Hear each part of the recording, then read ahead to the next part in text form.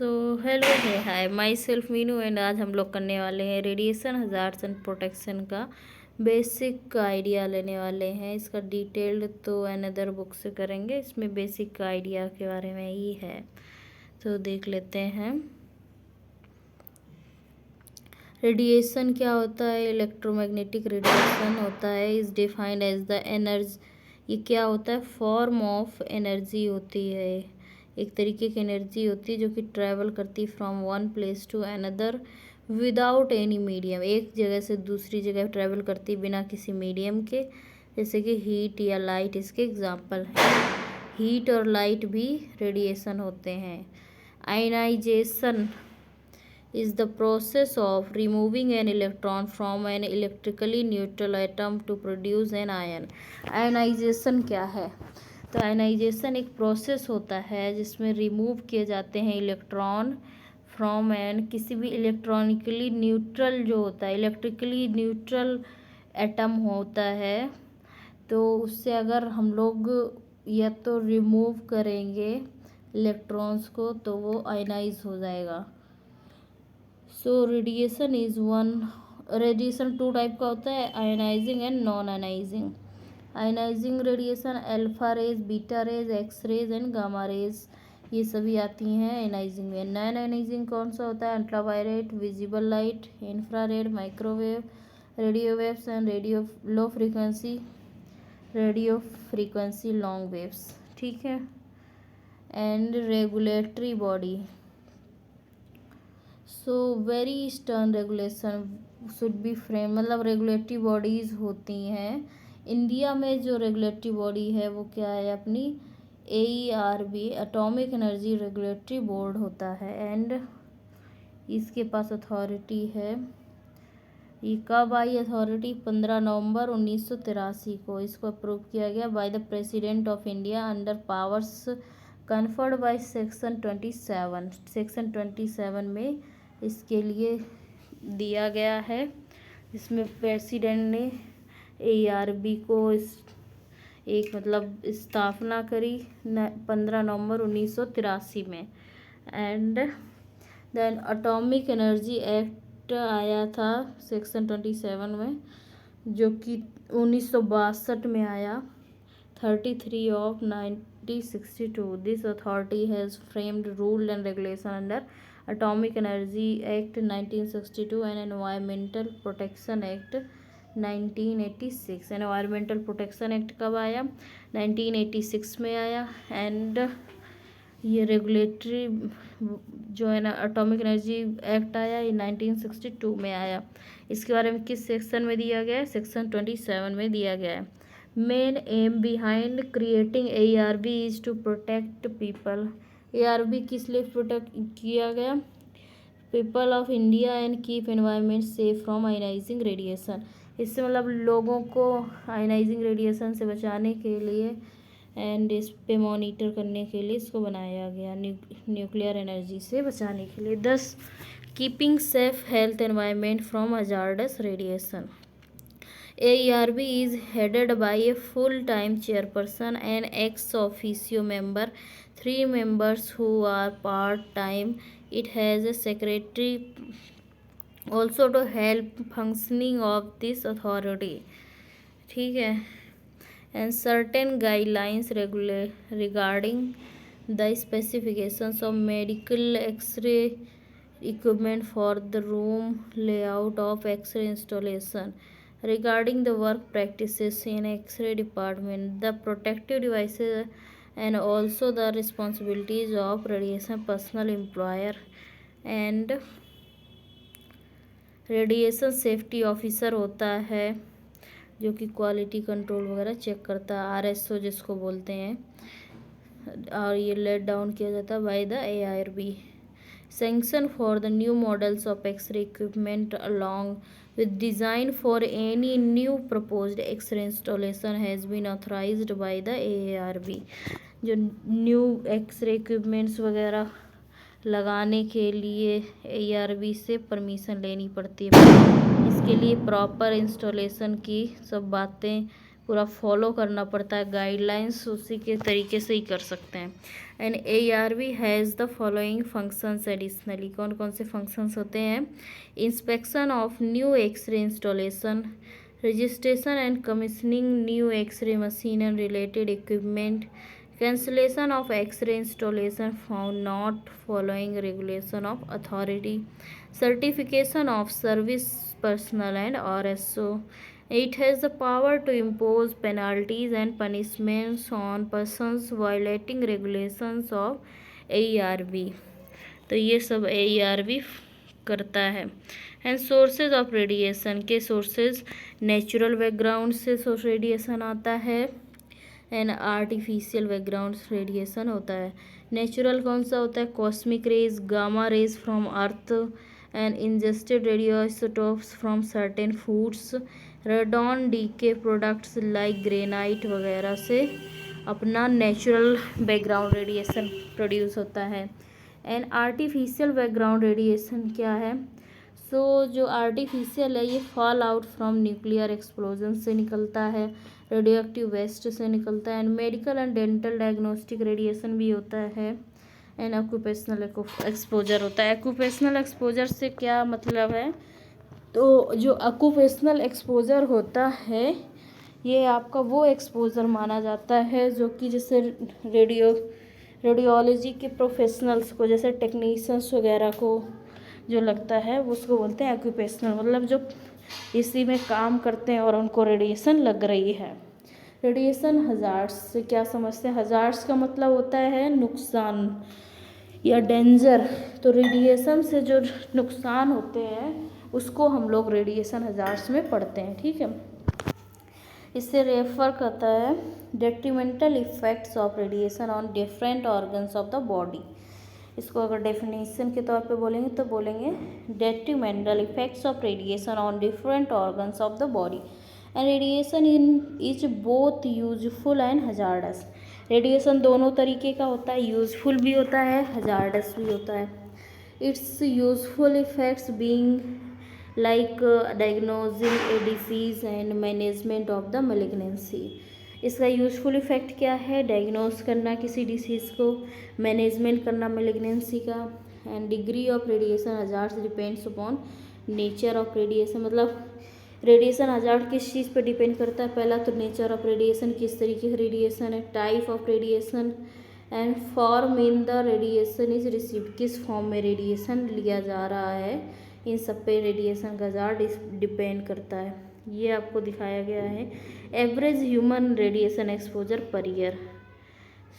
ये है आपका इनहेल्ड रेडॉन का एक्सपोजर 200 मिली रैम 55% होता है and total effective dose equivalent 360 millirem होता है। ये रहा आपका टेरेस्ट्रियल रेडिएशन जो कि होता है 8%।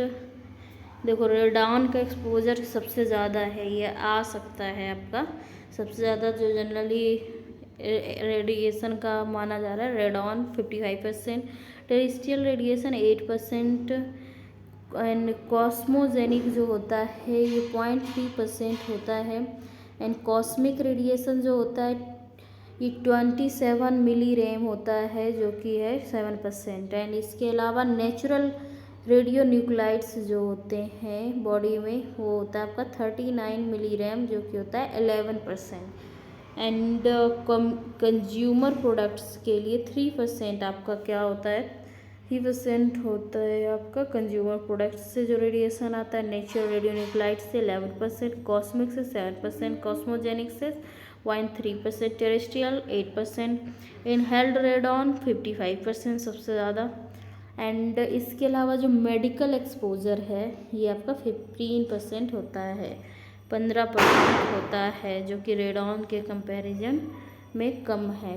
And total dose of radiation पे भी डिपेंड करता है आपकी radiation dose rate, part of body expose to the radiation, कौन से पार्ट को रेडिएशन लग रहा है, ये हजार्ड किस तरीके से होते हैं इसका age and sex of the person exposed to the radiation and radiation sensitivity of the organ exposed। Radiation sensitivity पे भी डिपेंड करता है। Radiation units and conversion factors. तो radiation damage to tissue and organ depends on the dose of radiation received और absorbed dose which is expressed in a unit called gray. तो radiation जो damage होता है tissue को या organ को किस चीज़ पर डिपेंड करता है, जो कि रेडिएशन की डोज रिसीव की गई है उस ऑर्गन के द्वारा, तो उसको क्या बोलते हैं, एब्जॉर्ब डोज बोलते हैं। एब्जॉर्ब डोज को हम लोग किस चीज़ से मेजर करते हैं, ग्रे से मेजर करते हैं। ठीक है। The potential damage from an absorb dose depends on the type of radiation. जो पोटेंशियल डैमेज होता है एब्जॉर्ब डोज से, वो किस चीज़ पर डिपेंड करता है, type of radiation and the sensitivity of the different tissues and organs. तो पोटेंशियल जो डैमेज होता है एब्जॉर्ब डोज पे डिपेंड करता है, on the type of radiation पे, and sensitivity of different tissues and organs पे डिपेंड करता है। And exposure of radiation units and conversion factors. तो एक्सपोजर क्या होता है, एक्सपोजर की कन्वेंशनल यूनिट है रॉन्जन, जिसकी एसआई यूनिट क्या है, coulomb per kilogram of air. ये वाली यूनिट एम्स के एग्ज़ाम में आ रखी है। So 1 coulomb per kilogram is equal to 3.876 roentgen. 1 coulomb per kilogram is equal to 3.876 roentgen. ठीक है। तो एक्सपोजर की conventional unit roentgen, SI unit coulomb per kilogram of air, 1 coulomb per kilogram is equal to 3.876 roentgen. Dose की क्या होती है, rad होती है, और इसके एसआई यूनिट है ग्रे, एंड एक ग्रे में 100 रेड होते हैं। एक ग्रे में कितने, ये कन्वर्जन अक्सर एग्जाम्स में आते हैं। एक ग्रे में 100 रेड होते हैं। डोज इक्विवेलेंट रैम, इसकी एसआई यूनिट जो होती है वो होती है सीवर्ट, एंड एक सीवर्ट में कितने रैम होते हैं, 100 रैम होते हैं। एक्टिविटी की यूनिट है क्यूरी, इसकी जो एसआई यूनिट है बैक्यूरल है। तो 1 मिली क्यूरी में 37 मिली बैक्यूरल पाए जाते हैं। 1 मिली Curie is equal to 37 milli Becquerel होते हैं। ठीक है। And beyond certain threshold radiation can impair the functioning of tissues and organs and can produce acute immediate effects such as skin redness, hair loss, radiation burns और acute radiation syndrome। इसका क्या मतलब, beyond certain threshold. Threshold का मतलब होता है एक limit में, एक जैसे रेडिएशन की लिमिट होती है, सपोज 5 सीवर्ट के ऊपर की लिमिट है तो उसमें आपको स्किन वाला इफेक्ट दिखने मिलेगा। 10 सीवर्ट के ऊपर आपको हेयर का इफेक्ट, सपोज ऐसा भी मैं एग्जांपल दे रही हूँ, ये डोजेज एग्जैक्ट नहीं है। तो ऐसे सीवर्ट थ्रेशोल्ड का मतलब होता है आपका ये कि लिमिट, एक सर्टेन लिमिट के ऊपर रेडिएशन जो होता है वो आपका टिश्यूज़ या ऑर्गन्स पे इफ़ेक्ट्स प्रोड्यूस करने लगता है। एक्यूट इमीडिएट इफ़ेक्ट भी होते हैं, मतलब डोज पे डिपेंड करता है कि वो किस तरीके का इफ़ेक्ट प्रोड्यूस करेगा। जैसे कि स्किन रेडनेस, जिसको एरेदमा भी बोलते हैं, हेयर लॉस, इपिलेशन बोलते हैं इसको, एंड रेडिएशन बर्न्स हो सकते हैं, एक्यूट रेडिएशन सिंड्रोम भी होता है। And these effects are more severe at higher doses. अगर डोजेस और ज़्यादा लग रही हैं तो ये इफ़ेक्ट्स और सीवियर हो जाते हैं। एंड हायर डोजेज रेट्स जो होते हैं, for instance the dose threshold for acute radiation syndrome is about 1 sievert होता है। जो डोज होती है थ्रेशोल्ड में फॉर एक्यूट रेडिएशन सिंड्रोम में वो कितनी होती है, 1 सीवर्ट की होती है। 1 सीवर्ट में 1000 मिली सीवर्ट होते हैं। 1 सीवर्ट किसकी डोज है, एक्यूट रेडिएशन सिंड्रोम की थ्रेशोल्ड डोज है। थ्रेशोल्ड मतलब 1 सीवर्ट के ऊपर अगर डोज लगी तो आपको एक्यूट रेडिएशन सिंड्रोम के लक्षण दिखेंगे, सिम्टम्स दिखेंगे। ठीक है। If the dose is low और delivered over a long period of time, low dose rate मतलब लो डोज है लेकिन एक लंबे टाइम के लिए दी जा रही है, तो there is greater likelihood for damaged cells to successfully repair themselves. तो जो डैमेज्ड सेल्स हैं वो धीरे धीरे अपने आप को रिपेयर भी करती जाएंगी। However, long-term effects may still occur if the cell damage is repaired but incorporates errors. तो लॉन्ग टर्म इफ़ेक्ट्स भी जबकि हो सकते हैं क्योंकि सेल डैमेज हो रहा है, रिपेयर हो रहा है, बट उसमें कुछ एरर आ जा रहा है उसकी रिपेयरिंग में एंड ट्रांसफॉर्मिंग में। तो इरेडिएटेड सेल जो है still retains its capacity for sale division, मतलब उसने कैपेसिटी तो सेल डिवीज़न कर रही है बट कुछ एरर की वजह से वो फिर सेल डिवीज़न करती जा रही है, तो वो कैंसर वाले सिम्टम्स आ जाएंगे ना इसमें। तो ये चीज़ है। So this transformation may lead to cancer after years and even decades have past.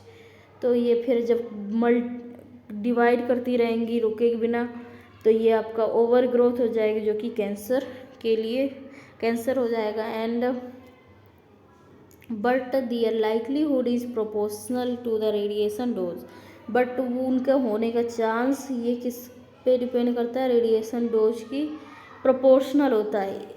ये जो कैंसर वगैरह होते हैं इनका कोई भी थ्रेशोल्ड डोज नहीं होता है कि आपको 10 सीवर्ट लग गई या 20 सीवर्ट लग गई या 100 ग्रे लग गई तो आपको ये कैंसर हो ही जाएगा। ये एक तरीके का वैसे होता है कि हो सकता है, इसकी प्रोपोर्शनैलिटी बढ़ती जाती है with the dose, but exactly नहीं कह सकते कि किस डोज पे किस टाइप का कुछ होगा। ठीक है, इसकी थ्रेशोल्ड डोज नहीं होती है, कोई लिमिट नहीं होती है। And this risk is higher for children and adolescents as they are significantly more sensitive to radiation exposure than adults। तो ये जो रिस्क है रेडिएशन का, इस सबसे ज़्यादा बच्चे और अडल्ट्स में, मतलब जो अडल्ट होने वाले हैं मैच्योरिटी के पास में हैं, तो उनमें ज़्यादा चांसेस होते हैं बिकॉज उनकी सेल डिवाइड हो रही होती हैं, इसलिए वो ज़्यादा सेंसिटिव होते हैं comparing to the adults. And prenatal exposure to ionizing radiation, prenatal exposure जो होता है आयनाइजिंग रेडिएशन का में इंड्यूस कर सकता है brain damage in fetuses following an acute dose exceeding 100 millisievert between weeks 8 and 15 pregnancy and 200 millisievert between weeks 16 and 25 pregnancy. तो इसमें क्या है, जो प्री नेटल एक्सपोजर होता है आयनाइजिंग रेडिएशन, तो उसमें आपका फीटस का ब्रेन डैमेज हो सकता है, एक्यूट डोज एक्सीड कर सकते हैं, जैसे 100 मिलीसीवर्ट तक है, तो आपका जो वीक 8 to 15 ऑफ प्रेगनेंसी है 200 मिलीसीवर्ट अगर दी जा रही है 16 वीक एंड 25 वीक के बीच में प्रेगनेंसी के, तो इसमें बिफोर वीक 8 और after week 25 of pregnancy, human studies have not shown radiation risk for fetal development। तो ये जो आपके 16 से 25 में और 8 से 15 में अगर रेडिएशन दिया जा रहा है तो इसमें ब्रेन डैमेज फीटसेस में देखा गया है। बट अगर जो 8 वीक से पहले और 25 वीक के बाद में प्रेगनेंसी में जो रेडिएशन दिया गया है, तो उसमें फीटल ब्रेन के बारे में रेडिएशन का ज़्यादा कोई भी risk according to the studies नहीं मिला है। ठीक है, एंड एपिडेमियोलॉजिकल स्टडीज़ इंडिकेट करती हैं कि cancer risk after fetal exposure to radiation is similar to the risk of exposure in early childhood. तो एपिडेमियोलॉजिकल मतलब होता है कि कॉजेज़ के हिसाब से जो स्टडीज़ की गई हैं वो इंडिकेट करती कैंसर रिस्क को आफ्टर फीटल एक्सपोजर के बाद, तो रेडिएशन सिमिलर होता है रिस्क के तो exposure in the early childhood में। ठीक है, एंड ये आपकी nuclear regulatory commission occupational dose limit दी गई हैं, ऑक्यूपेशनल डोज लिमिट हैं और रैम में दी हैं। तो होल बॉडी की जो है डोज वो है 5000 millirem per year, TD and any organ की टोड की है आपकी 50,000 millirem per year, skin की है 50,000 millirem per year, extremities की 50,000 millirem per year, lens की 15,000 millirem per year, embryo या फीटस की 500 millirem per year, and member of public जो जनरल पब्लिक के लिए 100 milligram per year होती है, and 1000 milligram is equal to 1 rem. ठीक है। Radiation doses, so conventional CT में 20 मिलीग्रे दी डोजेज, मतलब एक जनरल आइडिया के हिसाब से होता है कि 20 मिलीग्रे मान ली जाती थी। एंड एचआर सिटी में आपका 120 केवी और 200 mA और 2 सेकेंड्स के लिए अगर कर रहे हैं तो इसमें 4.4 milligray for 1.5 millimetre at 10 millimetre interval पे होगा तो 12% होगा। 2.1 मिलीग्रे फॉर 20 मिलीमीटर इंटरवल्स के लिए तो 6% होगा। एंड 36.3 मिलीग्रे है for conventional 10 millimetre scans at 10 millimetre intervals पे। And low dose HRCT at 20 millimetre interval chest x ray is equal to chest x ray के बराबर होगा। ठीक है। And biological effects of radiation, so whole body radiation, whole body irradiation can lead to, मतलब पूरी body को अगर रेडिएशन लग रहा है तो क्या लीड होगा, वॉमिटिंग हो सकती है, diarrhoea, loss of weight, appetite, change in blood picture with decrease in blood count में कमी हो सकती है, with further increase in dose, death can also result within few days. तो ये आपका डोज पे डिपेंड करता है। लोकल इरेडिएशन, तो अर्ली इफेक्ट्स लोकल इरेडिएशन के क्या हो सकते हैं, इंक्लूड करते हैं skin hyperpigmentation, alopecia, ulceration, excessive redness of skin वगैरह इफेक्ट्स देखने को मिलते हैं। लेट इफेक्ट्स क्या होते हैं, it include skin atrophy, alopecia, drying of skin, necrosis and cataract. Late effects में आपको skin atrophy, alopecia, drying of skin and necrosis and cataract देखने को मिलते हैं।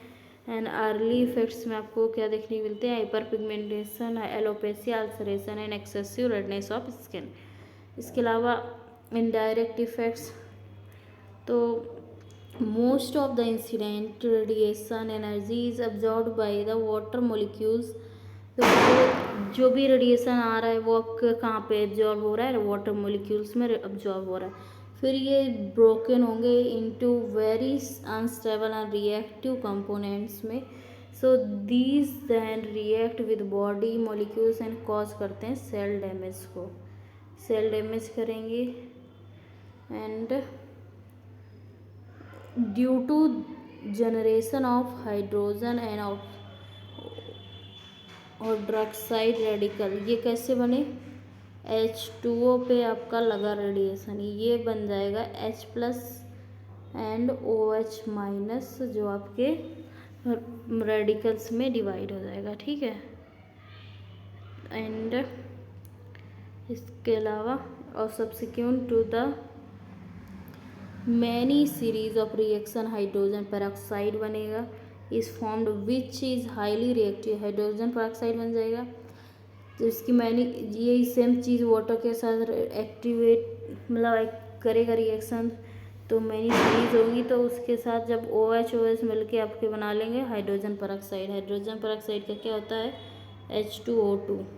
एंड ये हाईली रिएक्टिव होता है, ऑक्सीडाइजिंग कंपाउंड होता है एंड ब्रेक करता है केमिकल बॉन्ड्स में in macromolecules of the body such as proteins, lipid and nucleic acid. तो ये क्या करता है, केमिकल बॉन्ड्स को तोड़ता है मैक्रो मॉलिक्यूल्स के, जो कि प्रोटीन्स, लिपिड्स और न्यूक्लिक एसिड्स वगैरह होते हैं, जिससे क्या होता है, कॉज करता है cellular damage and cell death and mutation. ये क्या कर रहा है, आपका सेल्यूलर डैमेज कर रहा है, सेल डेथ कर रहा है, म्यूटेशन भी कॉज कर सकता है। एंड अर्ली इफेक्ट्स क्या है, the radiation is a result of direct injury of the tissues simultaneously considerable and destruction of to the radiosensitive cells lead to radiation sickness. So these effects appear within days or weeks after exposure and include nausea, vomiting, malaise, diarrhea, fever, hemorrhage, loss of appetite, fall of hair, teeth are dangerous effects of radiation. तो इसका क्या मतलब, आपको radiation लगेगा, फिर इनके effects कुछ दिनों में या वीक्स में आपको अपीयर होने लगेंगे, जिसमें क्या हो सकते हैं, नाउजिया हो सकती है, vomiting, malaise, diarrhoea, fever, haemorrhage, appetite मतलब भूख में कमी, लॉस ऑफ हेयर, डेथ वगैरह हो सकते हैं। And delayed effects of radiation include करते हैं शॉर्टनिंग ऑफ लाइफ स्पैन में कमी, leukaemia, malignant tumours and cataract. तो डिलेड जो इफ़ेक्ट्स होते हैं रेडिएशन के वो क्या इंक्लूड करते हैं, शॉर्टनिंग ऑफ लाइफ स्पैन की कमी, ल्यूकीमिया मतलब कि ब्लड जो वाइट ब्लड कैंसर होता है, एंड इसके अलावा आपका मैलिग्नेंट ट्यूमर्स, कैटरेक्ट वगैरह। दीज अपीयर आफ्टर मंथ्स और even many years of exposure. So biological effects are enhanced by the presence of oxygen which is always present in the cells। तो biological effects किससे enhance होते हैं, आपके by the presence of oxygen की वजह से, which is all जो कि आपके सेल्स में प्रेजेंट रहती है ऑलरेडी। एंड इसके बारे में डिटेल में जो सेल रेडिएशन हजार्ड्स, इसको हम लोग नेक्स्ट सीरीज़ में कवर करेंगे जो कि होगी अपनी बुसोंग की series.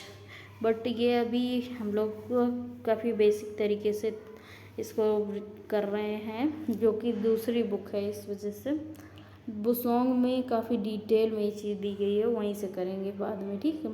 And radiation injuries can lead to somatic effects और जेनेटिक इफेक्ट्स। रेडिएशन इंजरीज जो होती हैं वो somatic effects and genetic effects. Somatic मतलब होता है जो बॉडी पे मतलब इफेक्ट दें, जेनेटिक मतलब जो डीएनए से सीधे इफेक्ट्स प्रोड्यूस करें, ठीक है। When the injuries are limited to the single person exposed they called somatic effects and like burning sensation of the skin, and when the injuries are being transferred over the next generation they lead to genetic effects। मतलब कि जब आपको कुछ effects आ रहे हैं direct but वो आपकी generations में नहीं जा रहे हैं तो आपके कौन से हो गए, सोमैटिक इफेक्ट। बट अगर कोई इफेक्ट आपको हुआ फिर आपसे आपके बच्चों में चला गया तो वो हो गया जेनेटिक इफेक्ट्स, ठीक है। यहाँ पे कुछ चार्ट बना रखा था, देख लेते हैं। तो ये दिया गया है बायोलॉजिकल इफेक्ट्स ऑफ रेडिएशन के बारे में, वर्ल्ड न्यूक्लियर एसोसिएशन ने दिया है कि रेडिएशन डोजेस का दिखा रहे हैं। 0.01 आपका डेंटल एक्सरे में, 2.4 per year person typical exposure to the background radiation, whole body में 20 per year average limit for nuclear industry workers, 100 lowest linked to increase cancer, and 250 में क्या होता है आपका allowable short term doses for the controlling to Fukushima accident, and 350 per lifetime exposure level जो criteria होता है for relocating resident after कीमोबाइल accident. ये कीमोबाइल है कि चेरनोबिल में हुआ था रेडिएशन एक्सप्लोजन, चेरनोबिल होगा ये कि 400 per hour peak radiation level recorded inside Fukushima plant 4 days after accident. ये हैं, आपको सर्च कर सकते हैं, ये एक्सीडेंट्स हुए थे रेडिएशन के। And 500 allowable short term dose का है, ये इमरजेंसी वर्कर्स में होता है, टेकिंग लाइफ सेविंग एक्शंस में होता है। 700 vomiting hair loss within 2 to 3 weeks, 2 से 3 वीक्स में हो जाएगा। 1000 कॉज करता है आपका radiation sickness and nausea but not death नहीं होगी, likely to cause fatal cancer many years later in about 5 of every 100 persons exposed। And 2200 में क्या होता है, reading found near tanks use to store radioactive water at Fukushima plant September 3, 2013। 3000 survival rate approximately 50%। And 6000 typical dose received by Chernobyl nuclear, हाँ ये देखो वो आ गई 6000 जो चेरनोबिल न्यूक्लियर प्लांट था, इसके बारे में आप लोग गूगल कर लीजिए, दिखा देगा पूरा क्या इसमें हुआ था। Workers who died with in 1 month of accident है, उनको इतना ज़्यादा रेडिएशन एक्सपोजर लग गया कि 1 महीने में वो रेडिएशन की वजह से मर गए वहाँ के workers. And 10,000 acute radiation poisoning death with in weeks.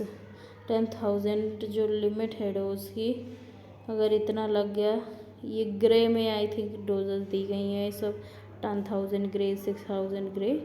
तो अगर इतना आपको रेडिएशन लगा तो 10,000 ग्रे लगा तो एक्यूट रेडिएशन पॉइजनिंग इसको बोलते हैं, डेथ हो जाएगी विद इन वीक्स में, ठीक है। And principles of radiation protection की रेडिएशन प्रोटेक्शन की प्रिंसिपल देख लेते हैं। The current radiation protection standards are based on 3 general principles. 3 general principles हैं, justification, optimisation and dose limitation. तो जस्टिफिकेशन प्रैक्टिस के साथ कैसे होनी चाहिए? No practice involving exposure to radiation should be adopted unless it provides sufficient benefits to offset to the detrimental effects of radiation.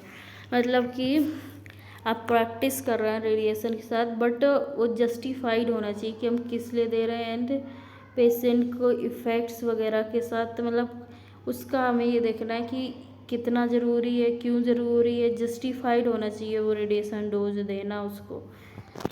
And protection optimised होती है magnitude of doses वगैरह से, people exposed and also to be optimize it for all social and economic state of patient. मतलब कि protection का ध्यान रखना है। And dose limitation, dose limitation क्या है? On the other hand deals with the idea of establishing annual dose limits for occupational exposure, public exposure and expose. मतलब इसमें क्या करना है आपको? मेनली डोज लिमिटेड रखनी है, जो एक लिमिट है उसको फॉलो करना है। आपका एक बेहतर रेडियोग्राफ आ जाए एंड कम से कम रेडिएशन डोज में भी हो जाए, इस तरीके से करना है।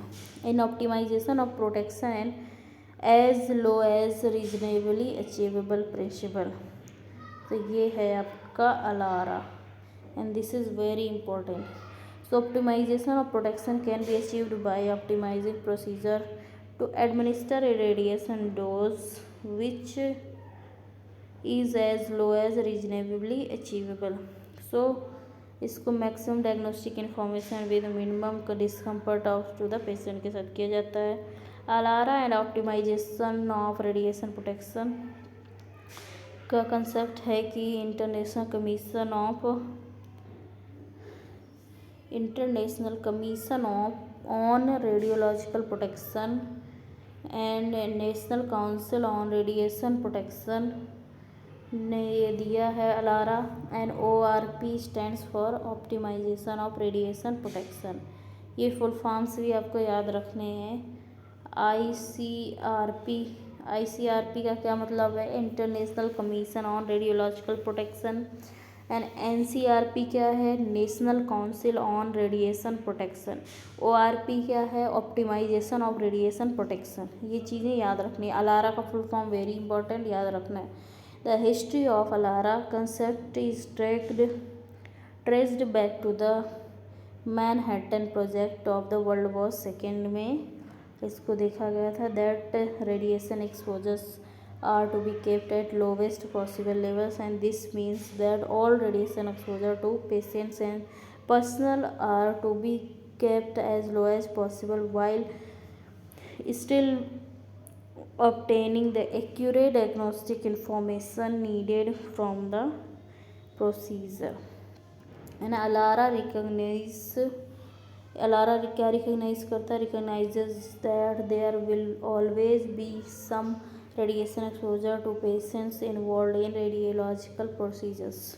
अलारा क्या रिकॉग्नाइज करता है कि there will always be some radiation exposure patients को होगा जो कि इन्वॉल्व करेगा रेडियोलॉजिकल प्रोसीजर्स को using ionizing radiation, but it also recognizes that these exposures can be minimised.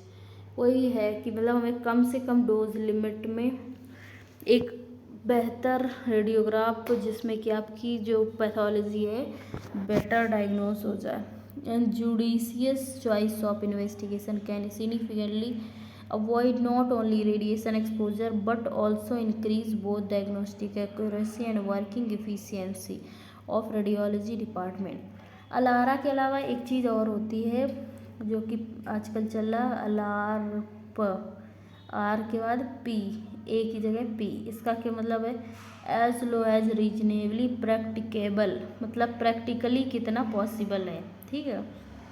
So these include non-ionizing method of examination in place of examinations involving ionizing radiation wherever possible.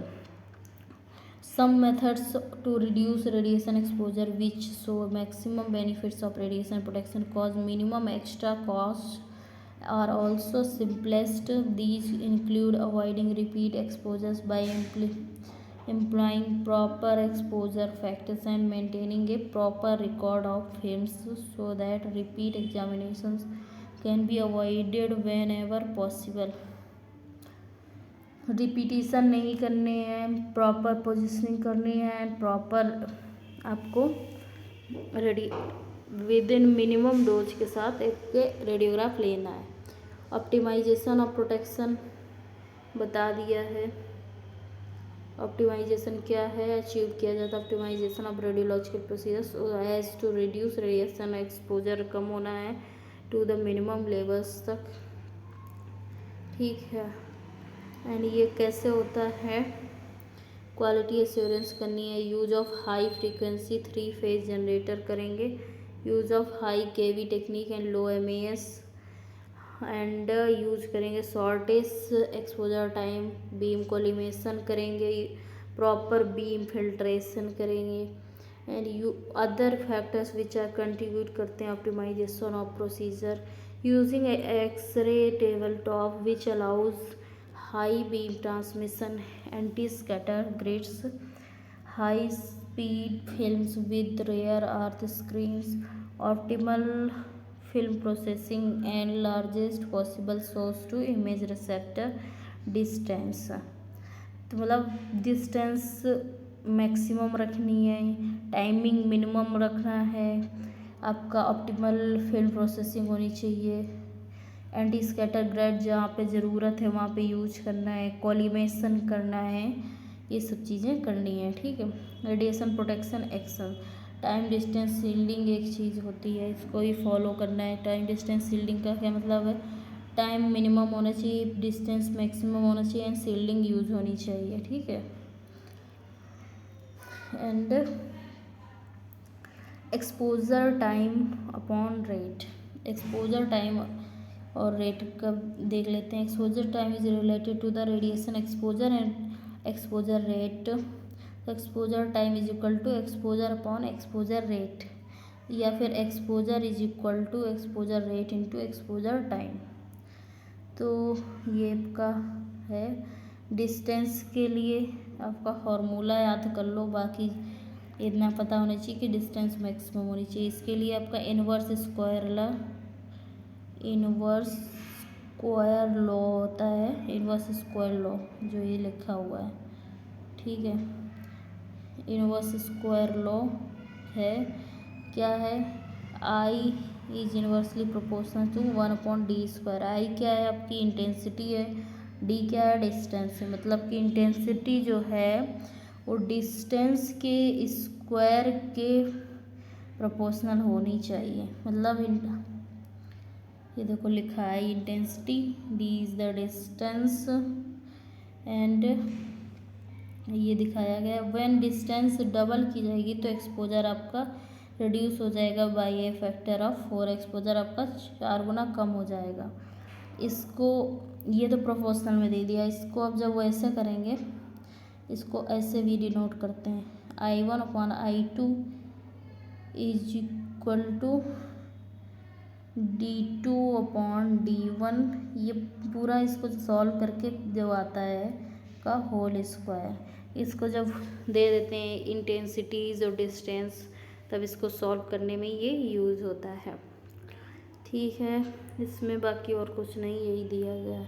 Shielding का मतलब क्या है? Shielding imply करता है certain material concrete and lead use होते हैं आपकी walls में एटीन्यूएशन रेडिएशन का करते हैं जब उसकी थिकनेस ज़्यादा होगी, एंड रिड्यूस करेंगे इसकी इंटेंसिटी को when they are place between the source of radiation and the exposed individuals, जबकि वो प्लेस किए जाएंगे between the source of radiation and the exposed individuals के बीच में। X-ray tube shielding, room shielding, X-ray equipment room shielding, patient waiting room shielding होनी चाहिए, personal shielding होनी चाहिए, पेशेंट सील्डिंग होनी चाहिए, ऑर्गन्स की नॉट अंडर मतलब कि सील्डिंग एक्सरे ट्यूब में यूज होती है, रूम्स में जो कि वॉल्स में होती है, पेशेंट वेटिंग रूम में होती है, डोर में होती है, पर्सनल सील्डिंग होती है। इसके अलावा पेशेंट के लिए भी कि जहाँ का एक्सरे कर रहे हैं उस एरिया को छोड़ के बाकी सब जगह पे आपको सील्डिंग यूज करनी है। सील्डिंग में क्या आते हैं, apron, goggles, gonad shield, thyroid shield, ये सब आते हैं। And x ray tube shielding, so shielding में क्या होता है, एक्सरे ट्यूब हाउसिंग जो होती है वो लाइंड होती है with the thin sheets of lead because X-ray produced in the tube और स्कैटर्ड इन ऑल डायरेक्शन में स्कैटर्ड हो सकता है। तो ये सीलिंग इंटेंडेड होती है प्रोटेक्ट करने के लिए पेशेंट्स को, and personal from leakage radiation से प्रोटेक्ट करती है। Leakage radiation is that created at X-ray tube anode but not emitted through the X-ray tube portal. ये क्रिएट होती है एक्सरे ट्यूब एनोड से बट ये इमिट नहीं होती है, उसको लीकेज रेडिएशन कहते हैं। Leakage radiation transmitted through the tube housing से निकलती है, and manufacturers of X-ray devices are required to shield the tube housing as सो, जैसे कि लिमिट करे लीकेज रेडिएशन की, मतलब लिमिट होती है उससे ज़्यादा नहीं निकलना चाहिए। तो limit leakage radiation exposure rate to an air karma of 0.88 milligray corresponding to an exposure of 100 milliroentgen, जो कि करस्पॉन्ड करती है एक्सपोजर ऑफ द 100 milliroentgen को in 1 hour of at a distance of 1 metre from the. देखो ये बहुत important है, ये क्वेश्चन 2 बार आ चुका है कि लीकेज रेडिएशन की मतलब क्या होती, कितनी ये वैल्यू होती है। तो 100 milliroentgen इन 1 hour डिस्टेंस पे एट 1 मीटर पे होता है। 1 घंटे में 100 milliroentgen आपका लीकेज रेडिएशन, एंड डिस्टेंस इसकी कितनी 1 मीटर। ये याद रखना, ये आ चुका है एग्जाम्स में 2 बार पूछा गया। An X-ray source when measured as specific in, ये 2 बार एम्स के एग्जाम में पूछा गया, ठीक है। तो ARB रिकमेंड करता है मैक्सिमम अलाउबल लीकेज रेडिएशन जो होता है ट्यूब हाउसिंग का should not be greater than 1 milligray per hour per 100 centimetre square. ये सेम चीज़ है, इसका बस आपका वो बदल दी गई है ये क्वांटिटीज। इसमें आपका क्या था 100 milliroentgen इन 1 hour एट 1 मीटर, इसमें आपकी क्वांटिटी बदल दी गई, यूनिट बदल दी गई मतलब। तो 1 milligray per hour at 100 centimetre square. तो ये दोनों तरीके से पूछ सकता है यूनिट चेंज करके। And room shielding, structural shielding, the lead lined walls होनी चाहिए रेडियोलॉजी की refer to as protective barriers because they are design to protect individuals located outside the X-ray rooms from unwanted radiation. And there are 2 types of protective barriers होते हैं, primary barrier होता है and secondary barrier होता है। Primary barrier क्या होता है, it is one which is directly struck by the primary. Primary barrier क्या होता है, जो डायरेक्टली स्टक होता है by the primary and useful beam में। Primary barrier are built in and into mammography CT and fluoroscopy machines and so secondary barrier and protection only is usually required in these rooms.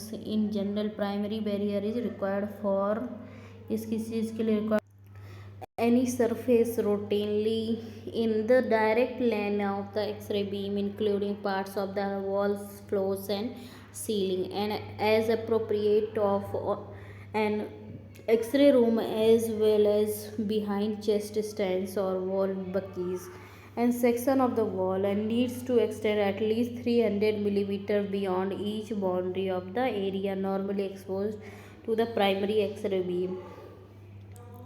An acceptable primary barrier होता है minimum जो lead equivalence कितनी होनी चाहिए primary barrier की 2 millimetre minimum thickness होनी चाहिए।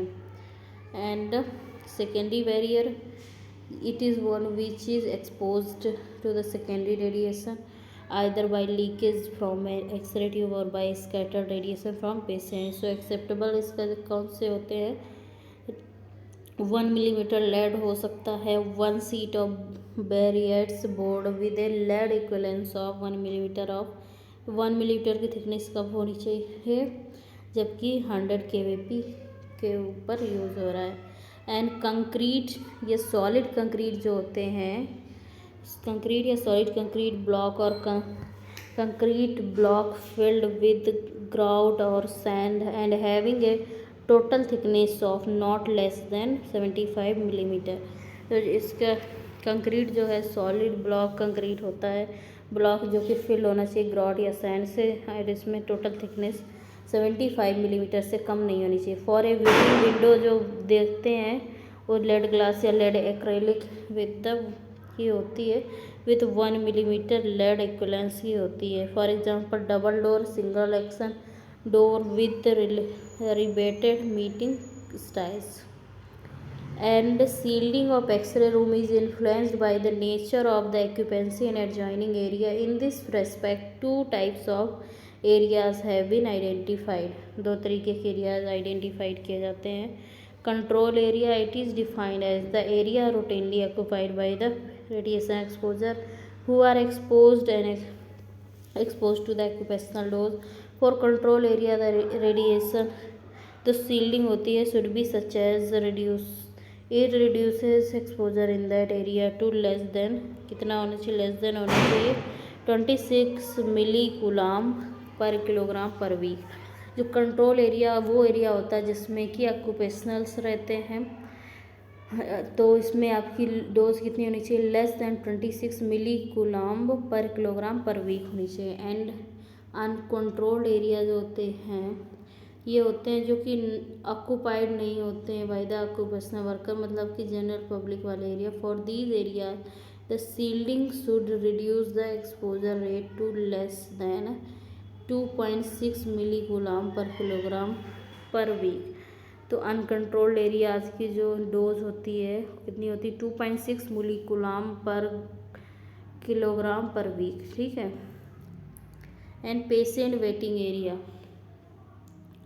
सो patient waiting area का कितना होता है patient waiting area are provided outside the x ray room and suitable warning signal such as red light and warning placed होती है कॉन्स्पिगस प्लेस में। आउटसाइड एक्सरे रूम में जो कि ऑन होते हैं तो रेड हो जाती है बाकी टाइम ग्रीन रहती है। सील्डिंग जो एक्सरे कंट्रोल रूम की होती है वो होती है control room of an x ray room is secondary protective barrier which has 2 important aspects. जो वॉल होती है viewing window and control booth की which should have lead equivalence कितनी होनी चाहिए जो wall and viewing window of control booth होती है वो कितनी होती है 1.5 मिलीमीटर की होनी चाहिए। And location of control booth which should not be located where the primary beam falls जब प्राइमरी बीम गिरती वहाँ पे नहीं होनी चाहिए। And the radiation should be scattered twice before entering the booth। रेडिएशन कैसे स्कैटर्ड होना चाहिए ये दो बार होना चाहिए before entering the booth. And AERB के अकॉर्डिंग रिकमेंड करता है following shielding for the X-ray control room. Control panel of diagnostic x ray equipment operate करता है 125 kVp पे एंड अबव या तो उसके ऊपर तो ये इंस्टॉल किया जाता है in a separate room located outside but contiguous to the x ray but ये कंटिग्यूअस होता है to the x ray room and provided with appropriate shielding direct viewing and oral communication facilities between the operator and the patient. And personal Sealing of occupational workers can be achieved by the following methods। Personnel should remain in the radiation environment only when necessary steps behind the control booth or leave the room when practical. And distance between the personnel and patient should be maximized होनी चाहिए। इसमें inverse square law को follow करना है। And shielding apparel should be use किए जाने चाहिए, जिसमें lead aprons, eye glasses, side shields, hand gloves and thyroid shields वगैरह आते हैं। लेड अप्रन्स जो होते हैं रिकमेंड किए जाते हैं रेडिएशन वर्कर्स के लिए। These are classified as secondary barriers to the effects of radiation, ionizing radiation, and these aprons protect करते हैं इंडिविजुअल्स को। And thickness of lead apron जो होती है वो डिटरमाइन की जाती है। एंड इसके अलावा प्रोटेक्टिव एप्रन्स इंक्लूड करते हैं eye glasses with side shield, thyroid shields, hand gloves. Minimum जो प्रोटेक्टिव लेड इक्विवेलेंस होनी चाहिए hand gloves and thyroid shield की कितनी होनी चाहिए? 0.5 मिलीमीटर होनी चाहिए। ये किसके लिए है? ये स्टाफ के लिए बात हो रही है, ठीक है।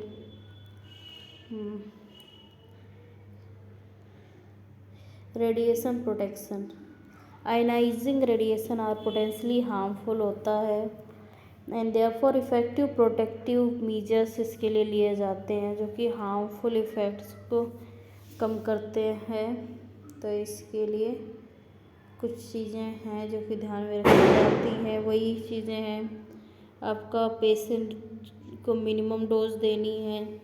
Amount of scattered radiation depend करता है upon the dose of radiation energy and incident beam and area of irradiated.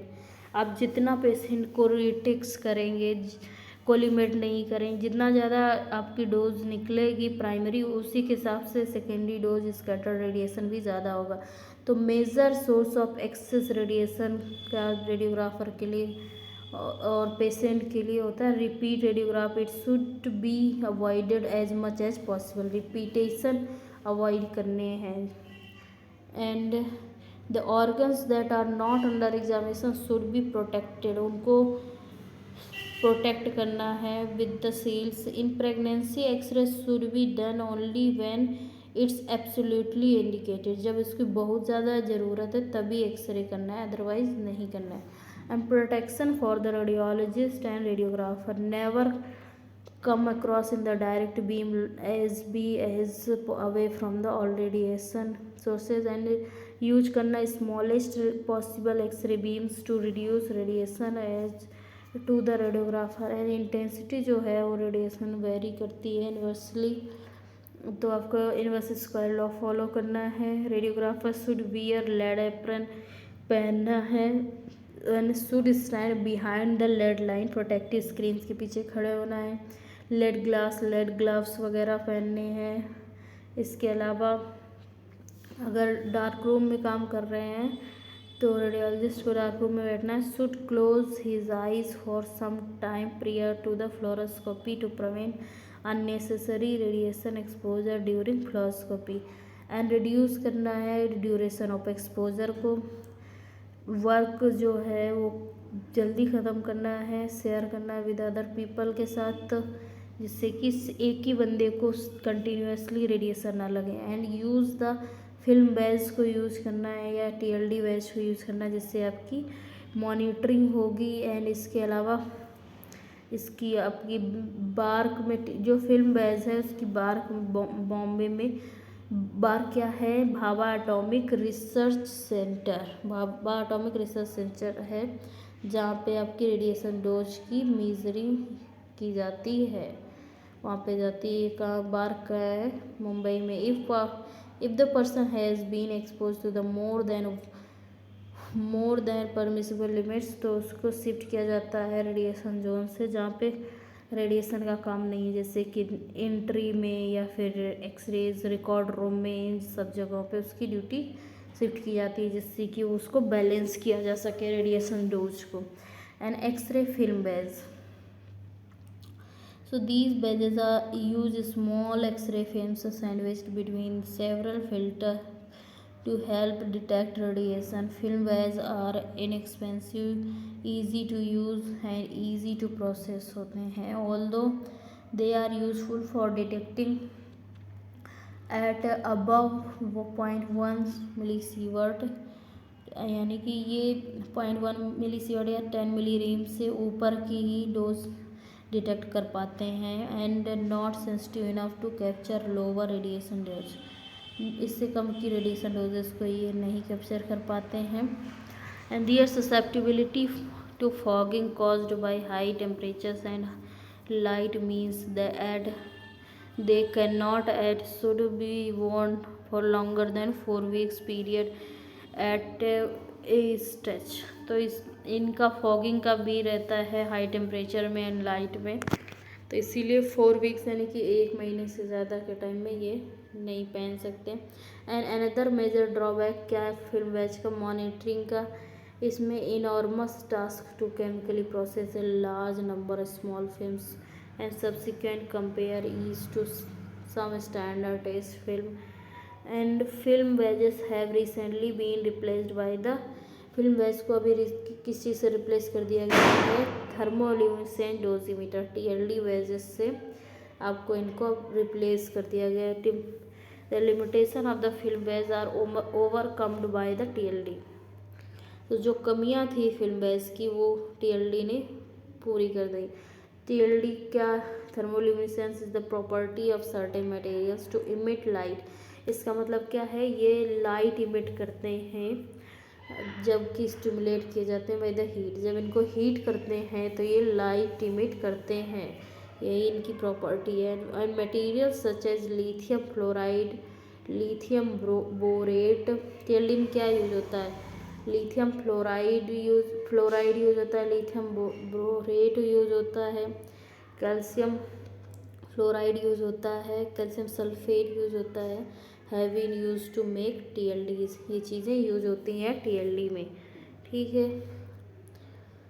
और देख लेते हैं ये TLD का आपको पिक्चर दिखाया गया है। TLD को 2 जगह पहनते हैं, ये देखो रिंग डोजीमीटर है। TLD को लड़पन के नीचे पहनते हैं at the level of collar के नीचे, एंड इसके अलावा इसको कमर के लेवल पे भी पहनते हैं। इन द कहाँ पे पहनते हैं, ये फ्लोरोस्कोपी में कमर के लेवल पे पहनते हैं।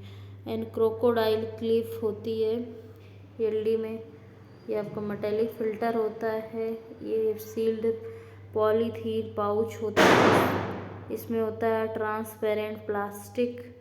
एंड ये आपका पर्सनल नंबर, ये आपका नेम है, ये रहा आपका रेडिएशन टाइप, ये रही आपकी पीरियड ऑफ यूज़। तो when an lithium fluoride crystal is exposed to radiation, जब लिथियम फ्लोराइड का क्रिस्टल एक्सपोज होता है रेडिएशन से, a few electrons become trapped in higher energy levels for these electrons to return to their normal energy levels। जब कुछ electrons trap होते हैं और हायर एनर्जी लेवल पे तो उनको इलेक्ट्रॉन्स रिटर्न करते हैं नॉर्मल एनर्जी लेवल पे। तो लिथियम फ्लोराइड क्रिस्टल मस्ट भी हीट किया जाता है, नाइट इलेक्ट्रॉन्स रिटर्न करते हैं दिया स्टेबल स्टेट पे, लाइट तो इमिट होती है। जब इनको हीट करेंगे फिर वो अपनी स्टेबल स्टेट पे रिटर्न होंगे, तो उससे क्या होगा, लाइट इमिट होगी because of the energy difference की वजह से between 2 orbital levels. And amount of light emitted is measured by A photo multiplier tube की फोटो मल्टीप्लायर ट्यूब होती है, जिससे कि अमाउंट ऑफ लाइट जो कि निकल रही है वो मेजर की जाती है। ये फोटो मल्टीप्लायर का क्वेश्चन आया हुआ था DSSP के एग्ज़ाम में। And it is proportional to the radiation dose. Photo multiplier tube किसके प्रोपोर्शनल होता है, रेडिएशन डोज के होता है। ये क्या करता है, अमाउंट ऑफ लाइट जो इमिट होती है उसको मेज़र करता है। And measurement of radiation from a TLD is a 2-स्टेप प्रोसीजर। TLD एक्सपोज होता है टू द रेडिएशन एंड दूसरा लिथियम फ्लोराइड क्रिस्टल प्लेस किया जाता है TLD एनालाइजर में, वेयर एक्सपोज किया जाता है हीट से। फिर ये आपका क्रिस्टल जो है एक्सपोज होता है इंक्रीजिंग टेम्परेचर, तो लाइट इमिट होती है। When intensity of light plotted होती है as a function of temperature, a glow curve निकल होता है, मतलब ग्लो कर्व आता है। Glow curve can be use to find out how much radiation energy is received by the crystal because of the highest peak and area under the curve are proportional to the energy of the radiation. तो जो glow curve है उससे आपका पता चल जाता है कितना रेडिएशन लगा है। These parameters can be measured and converted to the dose and whereas the TLD can measure exposures to individuals, जब जिसमें कि TLD मेजर कर देता है exposure to the individuals and as low as 1.3 microcoulomb per kilogram 5 milliroentgen. The pocket dosimeter can measure up to 50 microcoulomb per kilogram 20 milliroentgen and the film badge however cannot measure exposures less than 2.6 microcurie per kilogram 10 milliroentgen. So TLDs can withstand a certain degrees of heat, humidity and pressure. Their crystals are reusable and instantaneous readings are possible if department has a TLD analyzer, and the greatest disadvantage of TLD is its cost. Greatest इसका disadvantage क्या है, इसका cost होता है। And film batch में क्या था, major नहीं कर पा रहे थे लेस देन 2.6 माइक्रोकुलम या 10 मिलीरॉन्जन से नीचे। TLD इससे कम मेजर कर लेती। TLD कर विदस्टैंड कर सकती हैं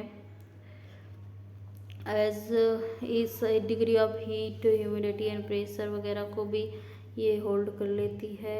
इसके अलावा इसकी जो लिमिट है वो कितनी है, 1.3 माइक्रोकुलम या 5 मिलीरॉन्जन के बराबर, जो कि 50 और उससे आपकी अपर लिमिट क्या है 50 माइक्रोकुलम या 200 मिलीरॉन्जन होती है। एंड यूज़ ऑफ TLD वैस ये कंप्राइज करता है calcium sulphate that is thermoluminescent material होता है, एक्टिवेटेड होता है विद डिस्प्रोसियम के द्वारा। And thermoluminescent phenomena helps in getting light emission from pre-irradiated thermolucent material and thermoluminescent dosimeter base comprise करता है plastic cassette and nickel plated aluminium containing 3 TLD disc. देखो इसमें क्या होता है, nickel plated aluminium containing 3 TLD disc होती हैं over circular holes में, जो कि सेंसिटिव होती हैं। ये डिस्क जो होती हैं सेंसिटिव होती हैं एक्सरे के लिए, गामा के लिए एंड बीटा रेज के लिए। फिर these radiation doses are calculated on the basis of differential filtration on the disc. फिर डिफरेंशियल फिल्ट्रेशन होता है डिस्क में। And thermoluminescent dosimeter badge is considered, ये जो कंडक्टेड होता है ये कहाँ पे, क्वार्टरली एक तो मीज़र होता है, मतलब कि एक साल में 4 बार होता है, हर 3 महीने में आपका जाता है। ये कहाँ जाता है, बार्क मुंबई में जाता है, Bhabha atomic research centre Mumbai में फॉर रेडिएशन डोज इवेल्युएशन के लिए। Protection for patients, use fluoroscopy over x-rays only if absolutely indicated. Fluoroscopy से एक्सरेज सिर्फ तभी करने हैं जबकि ज़रूरी है, अदरवाइज फ्लोरोस्कोपी से नहीं करनी। And image intensifier are being used as it imparts. Image intensifier कैसे यूज करेंगे, जबकि इम्पार्ट करेंगे safety from the radiation and much better appreciation of the organ under examination. And x ray beam जो restrictors हैं जैसे कि डायफ्राम, कोन्स वगैरह, ये सब को यूज करना है जिससे कि रेडिएशन डोज कम लगेगी। Patient should be position correctly position करनी है जिससे कि रिटेक्स ना हो। एंड प्रॉपर एक्सपोजर फैक्टर्स भी सेट होनी चाहिए। And lead rubber over gonads पे यूज करने in order to protect them. And pelvis radiography should be avoided in pregnant female में पेल्विस रेडियोग्राफी अवॉइड करनी है। Repeating x-rays should be avoided, repetition नहीं करने हैं। Radiographing the thicker body parts, अगर thick part क्या कर रहे हैं तो KVP बढ़ा के ही करना है, minimise the dose to the skin, जिससे कि डोज स्किन की कम हो जाएगी। And grid should be used, grid को यूज़ करना है। ग्रिड कहाँ पे नहीं यूज़ होती है? आपकी एक्सट्रीमिटीज़ में ग्रिड नहीं यूज़ होती है। एंड फीमेल्स के लिए आपको 10 डे रूल यूज करना है। Young female patients of the reproductive age की जो है उसमें 10 डे रूल यूज करना है। ये क्या है? ये आपको कैसे आया?